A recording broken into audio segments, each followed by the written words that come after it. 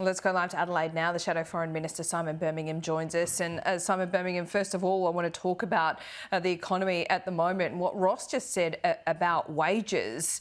How much of a problem do you think they are? What should be done? Well, the problem is the full spectrum that you were just hearing from Ross there. We've got a situation where interest rates are now at their highest level since Labor was last in power under the Rudd-Gillard years. We've got a situation where economic growth now resembles COVID lockdown periods, despite our economy being wide open. And these sorts of pressures are, of course, putting real strain on Australian households, real strain on Australian businesses. And when Ross Greenwood there was asked about what do you do to drive productivity, and he said, we've got to make it easier to employ people, easier for people to do business.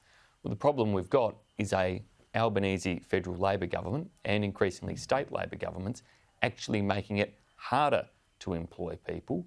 The types of industrial relations reforms we've seen and that are proposed are actually taking the economy backwards and are going to be a constraint on productivity rather than an enabler of productivity. And that's a real concern that can only take a very difficult situation and make it much, much worse. Okay, so if you were back in government, what would you do? And do you admit now that all of that COVID cash spent by the previous Treasurer is in part why we're in this situation now? Well, the first thing you do is do no harm, and so you wouldn't be pursuing the types of industrial relations reforms Labor is, and you wouldn't be putting the constraints on gas and energy markets that Labor is. You'd actually be trying to make it easier for people to employ people, easier for gas to get to market and to keep energy prices down. But isn't, sorry to interrupt you, Senator, sorry to interrupt you. You would also be showing... Can I just make one small point there? Because the RBA Governor commented on this, and look, energy, transport, food are all the things that are driving inflation. They are the essentials. But he also seemed to say yesterday that the government's intervention on the energy market, the price caps that you're talking about, actually do bring the cost down in the short term. The problem, Laura, that we've indicated there is that those types of caps might have some short-term effect.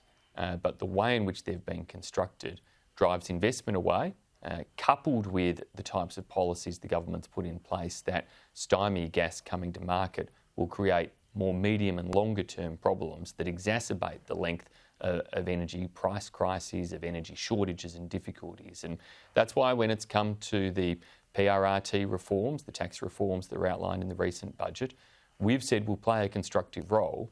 But in return, we want the government to come to the table and have a look at where they can actually make changes to the policies that they've put in place that constrain gas coming to market and actually make it easier for those projects to get to the market. Because that's going to help Australia through the medium to long term and not have these problems last longer and therefore put us in a situation where inflation and energy costs are higher for longer than they would otherwise need to be. And so they're key things that we want to ensure we play a constructive role in trying to get the government to see that some of their policy settings are making things worse and that if we can drive them to change that, then hopefully that can create a better situation in those energy markets and be one area that helps.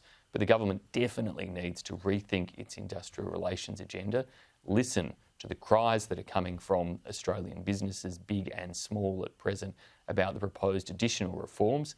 There are enough concerns about last year's reforms, and we're starting to see, indeed, through those low growth rates, these low productivity rates, the alarm bells ringing because of that, and they cannot go down a path where further IR reforms make this even worse and harder in the future. Okay, one final thing in your portfolio. You're talking and you are pushing the government to do more to help Ukraine. What more do you want the Albanese government to do?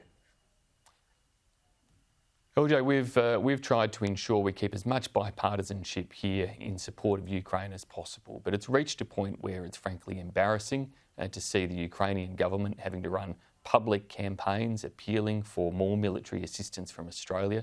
The level of frustration that we're hearing from the Australian-Ukrainian community and elsewhere is very, very real. And so we want the Albanese government urgently to release a new and comprehensive package of support.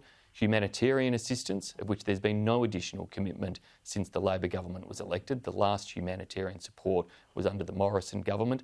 Additional military assistance and providing detailed responses to the now public requests that the Ukrainian government has made for additional Hawkeyes, for additional military capabilities in a range of other areas, making sure that the government does this and does it as urgently as possible, not wait until Anthony Albanese has a photo op opportunity at the NATO Leaders Summit. Actually make the commitments now to a friend in need, a country in need, a country at war who deserves to ensure that they get the type of support from Australia that they were 12 months ago and the type of support that is commensurate with what we're still seeing so many of our partner countries deliver from elsewhere around the world. Simon Birmingham, thanks so much for your time. Thanks, LJ. My pleasure.